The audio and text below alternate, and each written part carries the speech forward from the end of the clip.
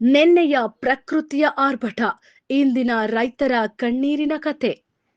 ಕೋಲಾರ ಜಿಲ್ಲೆಯ ಶ್ರೀನಿವಾಸಪುರ ತಾಲೂಕಿನಲ್ಲಿ ಸುರಿದ ಭೀಕರ ಆಲಿಕಲ್ಲು ಮಳೆ ಮಾವು ಬೆಳೆಗಾರರ ಬದುಕನ್ನೇ ಅಸ್ತವ್ಯಸ್ತಗೊಳಿಸಿದೆ. ವರ್ಷ ಪೂರ್ತಿ ಬೆವರು ಸುರಿದು ಬೆಳೆದಿದ್ದ ಮಾವಿನ ತೋಟಗಳು ಕ್ಷಣಾರ್ಧದಲ್ಲಿ ನೆಲಕಚ್ಚಿದ್ದು ರೈತರ ಕಣ್ಣು ಮುಂದೆಯೇ ಫಸಲು ನಾಶವಾಗಿದೆ. ಅರಿಕುಂಟೆ, ದೊಡ್ಡಮಲದೊಡ್ಡಿ ಸೇರಿದಂತೆ ಹಲವು ಗ್ರಾಮಗಳಲ್ಲಿ ನೆಲದ ಮೇಲೆ ಉದುರಿ ಬಿದ್ದ ಮಾವಿನಕಾಯಿಗಳ ದೃಶ್ಯ ರೈತರ ಸಂಕಷ್ಟವನ್ನ ಸ್ಪಷ್ಟವಾಗಿ ತೋರಿಸುತ್ತಿದೆ. ಈ ದುರಂತದ ಮಧ್ಯೆ ಕೋಲಾರ ಸಂಸದ ಮಲ್ಲೇಶ್ ಬಾಬು ಹಾಗೂ ಶ್ರೀನಿವಾಸಪುರ ಶಾಸಕ ಜಿಕೆ ವೆಂಕಟ ಶಿವಾರೆಡ್ಡಿರವರು ಅಧಿಕಾರಿಗಳೊಂದಿಗೆ ಹಾನಿಗೊಳಗಾದ ಪ್ರದೇಶಗಳಿಗೆ ಭೇಟಿ ನೀಡಿ ಪರಿಶೀಲನೆ ನಡೆಸಿದರು. ರೈತರೊಂದಿಗೆ ಮಾತುಕತೆ ನಡೆಸಿದ ಜನಪ್ರತಿನಿಧಿಗಳು ತಕ್ಷಣ ಸಮೀಕ್ಷೆ ನಡೆಸಿ ವರದಿ ಸಲ್ಲಿಸಲು ಅಧಿಕಾರಿಗಳಿಗೆ ಕಟ್ಟುನಿಟ್ಟಿನ ಸೂಚನೆ ನೀಡಿದ್ದಾರೆ. ರೈತರಿಗೆ ಗರಿಷ್ಠ ಪರಿಹಾರ ದೊರಕಿಸಲು ನಾವು ಬದ್ಧ ಎಂದು ಸಂಸದರು ಭರವಸೆ ನೀಡಿದರೆ ತಕ್ಷಣ ಕ್ರಮ ಕೈಗೊಳ್ಳುವುದು ನಮ್ಮ ಮೊದಲ ಆದ್ಯತೆ ಎಂದು ಶಾಸಕ ವೆಂಕಟ ಶಿವಾರೆಡ್ಡಿ ಹೇಳಿದ್ದಾರೆ. ಇನ್ನೊಂದೆಡೆ ಹಾನಿಗೊಳಗಾದ ರೈತರ ನೋವು ಇನ್ನಷ್ಟು ಗಂಭೀರವಾಗಿದೆ. ಮಧ್ಯಾಹ್ನ ಹೊತ್ತಿಗೆ ಬಂದ ಗಾಳಿ ಮಳೆಗೆ ಎಲ್ಲ ಮಾವಿನಕಾಯಿಗಳು ಉದುರಿ ಹೋಗಿವೆ ಎಂದು ರೈತ ನಾಗರಾಜ್ ರೆಡ್ಡಿ ಬೇಸರ ವ್ಯಕ್ತಪಡಿಸಿದ್ದಾರೆ. ಮತ್ತೋರ್ವ ರೈತ ಲೋಕೇಶ್ ಮಾತಿನಲ್ಲಿ ನೋವು ಸ್ಪಷ್ಟ. 80% ಬೆಳೆ ಹಾಳಾಗಿದೆ. ಈಗ 2 ರೂಪಾಯಿಗಳಿಗೆ ಕಿಲೋ ಕೇಳುತ್ತಿದ್ದಾರೆ. ಇದು ನಮ್ಮ ಜೀವನದ ದೊಡ್ಡ ಹೊಡೆತ ಎಂದು ಹೇಳಿದ್ದಾರೆ.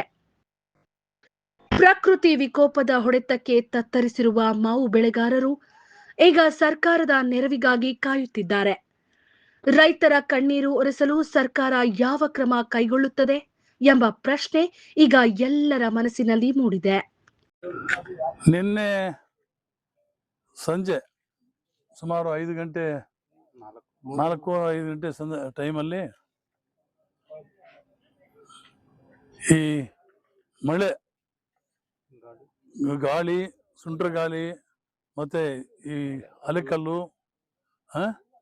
ಈ ರೀತಿ ಮಳೆ ಬಂದು ನಮ್ಮ ಶ್ರೀನಿವಾಸಪುರದ ಅನೇಕ ಭಾಗಗಳಲ್ಲಿ, ವಿಶೇಷವಾಗಿ ರೋಣೂರು, ಕಸಬಾ ಮತ್ತೆ ಇತರ ಪ್ರದೇಶಗಳಲ್ಲೂ ಕೂಡ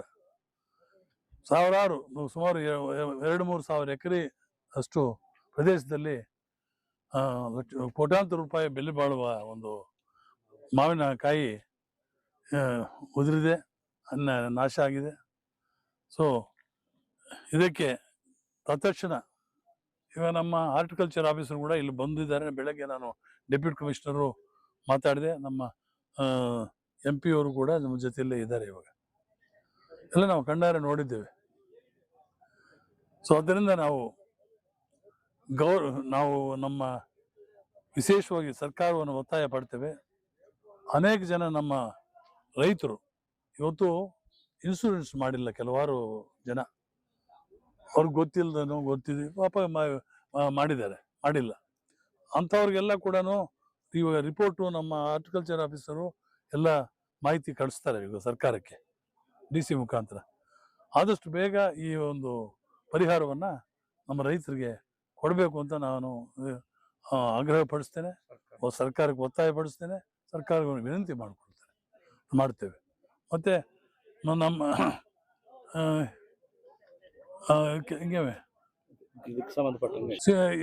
ಸಂಬಂಧಪಟ್ಟ ಇನ್ಶೂರೆನ್ಸ್ ಮಾಡಿದಾರಲ್ಲ ಅವರು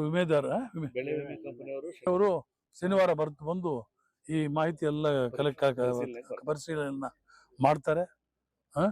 ನಿಜವಾಗ್ಲೂ ಕೂಡ ನೋವಾಗುತ್ತೆ, ನೋವಿನ ಸಂಗತಿ ಇದು. ನಮ್ಮ ರೈತರಿಗೆ ಪ್ರತಿಯೊಂದು ವಿಧದಲ್ಲೂ ಕೂಡ, ಟೊಮ್ಯಾಟೋದಲ್ಲಿ ಆ ರೀತಿ ಲಾಸ್ ಆಗ್ತಾ ಇದೆ, ಮಾವಿನಕಾಯಲ್ಲಿ ಈ ರೀತಿ ಆಗ್ತಾ ಇದೆ, ಯಾವ ಬೆಳೆಯಲ್ಲೂ ಕೂಡ ಇವತ್ತು ರೈತರಿಗೆ ಸಂಕಷ್ಟಗಳು ಬಂದಿದೆ. ಅದರಿಂದ ನಿಜವಾಗ್ಲೂ ಕೂಡ ನೋವಾಗುತ್ತೆ. ಇನ್ನು ಹಳ್ಳಿಗಳಲ್ಲೆಲ್ಲ ಬಿಡುವುದೇ ಮಾರ್ಗ, ಬೆಂಗಳೂರು ಸೇರ್ಕೋಬೇಕು ಎಲ್ಲ ಜನ. ಅಂತ ಒಂದು ಸಂದರ್ಭ ಅಲ್ಲ, ಇವಾಗ ಬಂದಿದ್ದು 100% ಬರುತ್ತೆ ಅಂತ ಅಂದ್ಕೊಂಡಿದ್ವಿ. ಸರಿ, ಹೂ ನೋಡ್ಬಿಟ್ರೆ ಇವಾಗ ಬೆಳೆ 30% ಇಲ್ಲ, ಇವತ್ತು ಒಂದು 15-20% ಹೋಯ್ತು.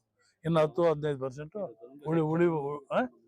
ಉಳಿಬಹುದು ಇನ್ನ ಹೆಚ್ಚಿನ ಮಳೆ ಬರ್ದಿದ್ರೆ, ಇದು ಕಲ್ಲು ಬರ್ದಿದ್ರೆ. ಸೊ ಆದ್ದರಿಂದ ಸರ್ಕಾರವನ್ನ ನಮ್ಮ ಇವತ್ತು ರಿಪೋರ್ಟು ನಮ್ಮ ಹಾರ್ಟಿಕಲ್ಚರ್ ಡಿಪಾರ್ಟ್ಮೆಂಟ್ನವರು DC ಅವ್ರಿಗೂ ನಾವು ಒತ್ತಾಯ ಮಾಡ್ತೇವೆ.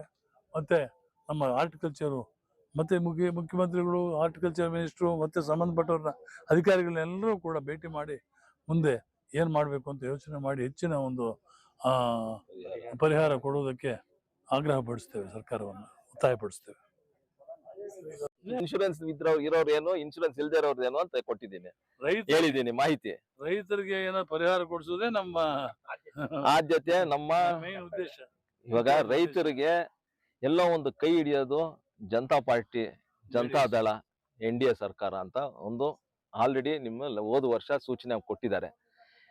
ಹೋದ ವರ್ಷ ಏನು ಮಾವಿಗೆ 2 ರೂಪಾಯಿ ಬೆಂಬಲ ಬೆಲೆ ಏನು ಕೇಂದ್ರ ಸರ್ಕಾರ ಘೋಷಣೆ ಮಾಡಿತ್ತು, ಅದರಿಂದ ಈ ಸತಿನೂ ಅದೇ ರೀತಿಯಲ್ಲಿ ರಾಜ್ಯ ಸರ್ಕಾರ ಮಾಡಬೇಕು. ಯಾಕಂದ್ರೆ ಇದಕ್ಕೆ ಕೇಂದ್ರ ಸರ್ಕಾರ ಬರಲ್ಲ, ಕೈ ಹಿಡಿಯಲ್ಲ ಅದಕ್ಕೆ ರಾಜ್ಯ ಸರ್ಕಾರ ಮುಂದೆ ಬಂದು ದಯವಿಟ್ಟು ರೈತರಿಗೆ ಕೈ ಹಿಡಿಬೇಕು ಅಂತ ಒತ್ತಡ ಮಾಡ್ತೀವಿ. ಆದ್ರೆ ಏನು ಅಗ್ರಿಕಲ್ಚರ್ ಡಿಪಾರ್ಟ್ಮೆಂಟ್ ಅವ್ರು ಏನೇನು ಪೇಪರ್ಸ್ ರೆಡಿ ಮಾಡಿ ಕಳಿಸ್ಬೇಕೋ ಅದನ್ನ ಅವರು ಕರೆಕ್ಟ್ ಆಗಿ ಮಾಡಿ ಕಳಿಸಿ ಅಂತ ಒಂದು ಆಲ್ರೆಡಿ ಸೂಚನೆ ಕೊಟ್ಟಿದ್ದೀವಿ. ಹಾರ್ಟಿಕಲ್ಚರ್ ಜಾಯಿಂಟ್ ಡೈರೆಕ್ಟರ್ ಮಾತಾಡಿದ್ದೀನಿ, MLA ಸಾಹೇಬ್ರು ಆಲ್ರೆಡಿ DC ಅವ್ರನ್ನ ಮಾತಾಡಿದಾರೆ ಬೆಳಿಗ್ಗೆ. ಸೊ ಇಂಥ ನಿಟ್ಟಿನಲ್ಲಿ ನಾವು ಬೆಳಿಗ್ಗೆಯಿಂದ ಕೆಲಸ ಮಾಡಿದ್ದೀವಿ. ಈ ನಿಟ್ಟಿನಲ್ಲಿ ನಾವು ಕೆಲಸ ಮಾಡಿದ್ರೆ ರೈತರಿಗೆ ಏನೋ ಒಂದು ಬೆಂಬಲ ಬೆಲೆ ಸಿಗುತ್ತೆ ಅಂತ ಒಂದು ಆಶ್ವಾಸನೆ.